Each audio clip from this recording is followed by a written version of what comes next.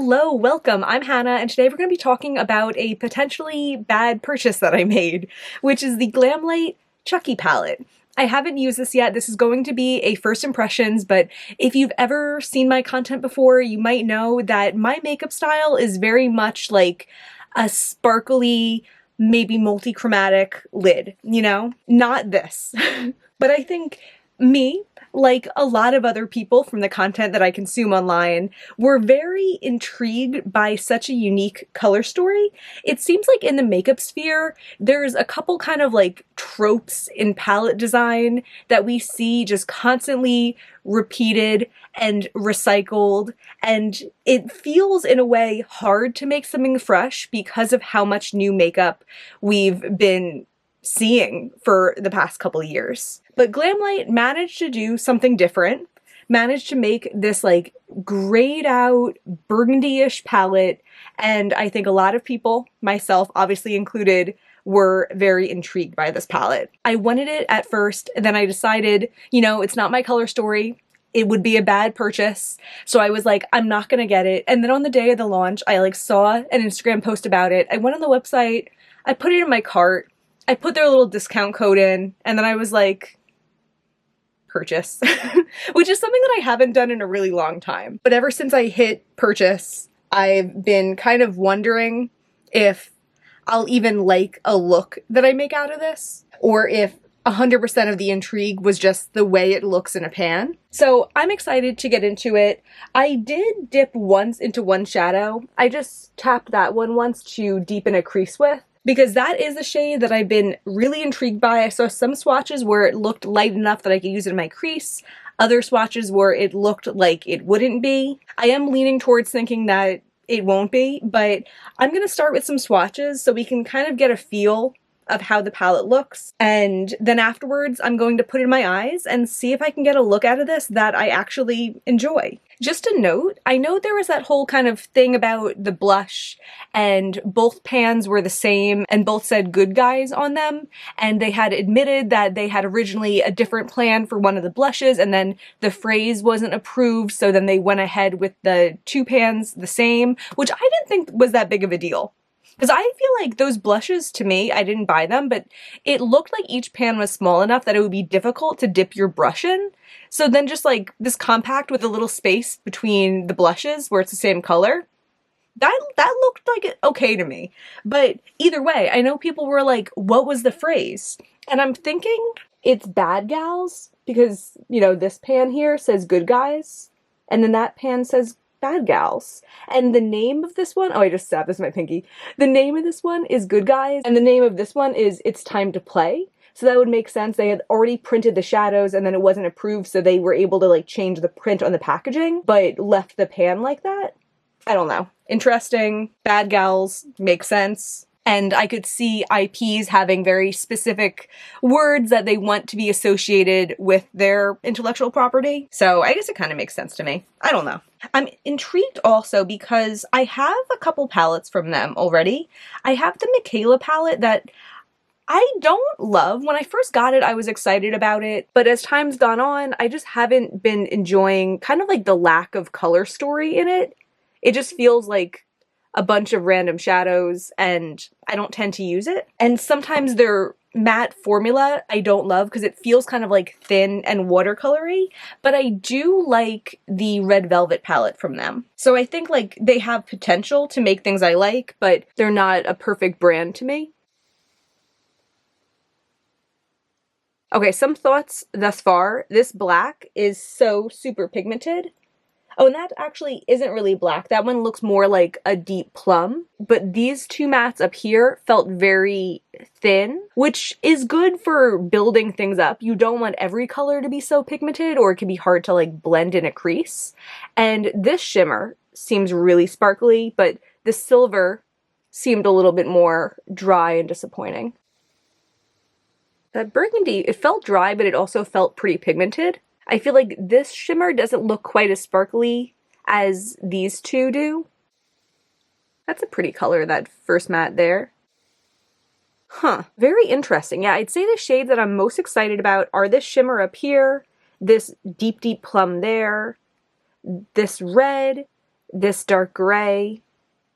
And I like this tone. And this is the one that I thought might work as a crease for me, but it does look pretty dark for what I like. I'm definitely interested. I'm going to try to incorporate those shades that I'm most excited about into my look. When this was first revealed and I was intrigued by it, I was like, oh, maybe I could try to do like a duping the palette with my single shadows type of video.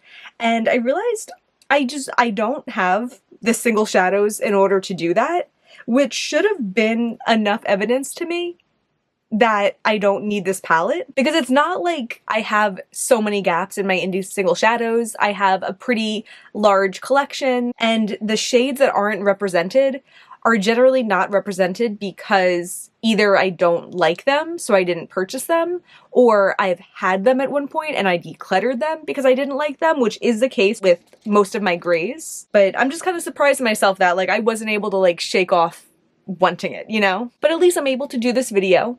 And, you know, maybe some of you guys had the same kind of curiosity and were stronger than I was. Okay, I do have some eye primer on, and I think I'm going to start with that deep dark shade. This is the one I like to be hugged. This isn't usually how I do my makeup, because usually I'll start with my crease and kind of work downward from there. But I'm gonna do kind of a halo eye and start with this, and I'll end up using the Scarier Than Ever to buff out the edges, but I just feel like it's gonna look too harsh off the bat if I just go in with it now. So I kind of have like a flat but fluffy brush. Oh, I'm scared. Okay, off the bat we have a bunch of fallout on my face. Nice pigment to it. And you know, this is the reason why I do my eyes first and my face makeup second, but I still prefer to not get a ton of fallout of my face when possible. Okay, I'm going to try to add in a little bit of this red one that I like. This is Till Death Do Us Part. I wiped off my brush to the best of my ability, but there is definitely a ton of pigment in that first shadow. I'm kind of just going over it to add that warmth in. Okay, this look is going to be so dark. I guess now is the time that I'm going to buff out the edges with that Scarier Than Ever, and then I'll probably just do a shimmer in the middle and call it a day. So I'm going to try to go in with this very lightly, and then again go into my eyes very lightly, and I just feel like I can tell even the way it's picking up on the brush. It looks intense. It looks so dark and intense. Yeah, I feel like it's not exactly blending how I want it to, which isn't necessarily the fault of the shade, because I don't think it was meant to blend into my skin tone. And it's like, you know, that dark purple, I wouldn't even try to really like blend that into my crease because I know it wouldn't work. But when it comes to making a palette useful for me, I really value having a crease shade in it and not having to open up another palette to get that out of. Okay, I'm trying to decide which shimmer I want to do. I was originally thinking I would do this gray, but that gray is so very un-me, and I feel like this purple is kind of like the prettiest, and it has some shimmer in there. So I think I will use that one. I'm just picking it up on my finger as I do. These shadows do feel very like packed down. Not really the texture that I look for. Huh, I just feel like I need something else blended into my crease. I'm not enjoying this crease situation. That is a pretty deep plum.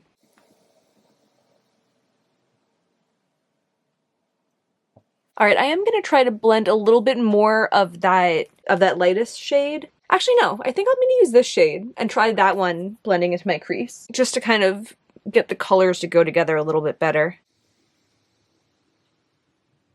Oh yeah, I'm liking how that's looking a little better. It is interesting with these like depths that I feel like we really kind of lose the look of the halo eye with everything being so dark. But I wonder also if someone with a skin tone not as light as mine were using this, I wonder if the shades would kind of differentiate a little bit better. Yeah, that's acceptable. Okay. I'm going to clean this up, put on my base, and we'll come back for the lower lash line and stuff. Okay, here's where we're at so far. Very purpley. I think for my lower lash line, I kind of just want to go in with more of the same. So I'm going to use this Let's Be Friends and see if that works as like a transition. I'm also nervous, especially with the darker shades, because if I get fallout on my face at this point, it is a lot more annoying. I do like how this shade's going on though. Yeah, I feel like I couldn't really tell what was going on with this because I was blending it to connect two shades that were already down. But this looks like a very easy to work with shade. I'm almost tempted to like leave it like that. Yeah, I'm gonna go in with a little bit more, but I think I'm going to leave it. I feel like if I do more, I'll be pushing my luck. And the top of this is already so intense that like, I don't think I need to add more colors down here just for the sake of it. Okay, this is a shorter clip right here than I thought. I think I am going to go into one of my iridescent shadows for my inner corner. There is this silver, but I just know a silver like this doesn't work for me for my inner corner. You're going to like see like the circle of it, you know? So I'm just going to go in with an iridescent because that is realistically what I would do with this palette and finish up my look. So I'll be right back. Okay, this is the finished look. I have a lot of thoughts and feelings. Part of me was tempted to kind of go more with the theme of the collection and do like a black eyeliner, do a dark burgundy lip, but I just feel like if I did that, I would feel like I'm in a costume more, and I wanted to take this palette that intrigued me and make the most me thing that I can out of it. So I used Milani Spice Liner, Charlotte Tilbury Runway Royalty lipstick. I used Urban Decay Wild Side Rose Gold Liner. I used a neutral blush, Milani Luminoso. And for my inner corner, I have Cliona UV. And I will say, I don't hate this look, but it doesn't feel so me. I've been doing a lot of clothing decluttering recently, and I'm kind of trying to apply the way I think about that to the way I think about makeup. And it's like, sure, I think this palette looks pretty. I think it performed well.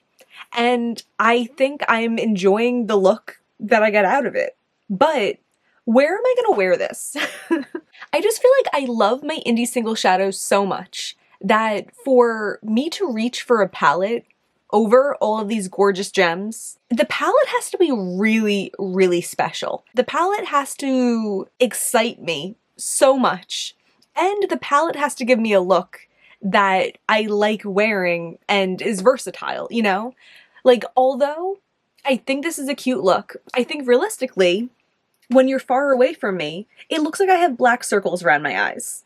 And I don't like that. I think I prefer things that kind of open up my eyes a little bit more as opposed to closing them off. I also think that since I'm not used to these shadows, there's kind of like a larger margin for error. By that I just mean like, I like the look I made today, but I would be nervous that next time I go in with this, I might not like the look. And then I'm stuck wearing that look instead of just popping in with an indie single shadow that I know I will like, you know? Also, now that I'm looking at this, I feel like it's possible I could get this look just using my indie single shadows.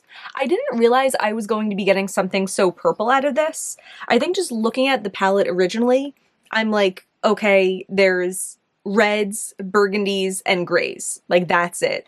I wasn't realizing how this and this would translate together to look very eggplant on my eyes. And I think I could make this look using Burlesque from Glamlite and No Place Like Home from Davina, which is interesting because I thought there would be no chance I could do a dupe of this palette, but now I'm kind of feeling like I can, and now I'm kind of feeling like I want to. Because there are things about this palette that I like. I like how these shadows performed, I like the finished look, but I think the thing is, I just don't look at my single shadows like that, and knowing what I've learned from using this and from creating this look, I think I can apply that to my indie single shadows and do something with them that I wouldn't have done otherwise. So I'm kind of thinking now I might make another video where I try to dupe this with my indie single shadows. Let me know if you're interested. But yeah, I think the main takeaway here is I think this palette is good. I don't have complaints with the way that the shades performed other than the fallout, but I would be surprised to hear about other shadows with this depth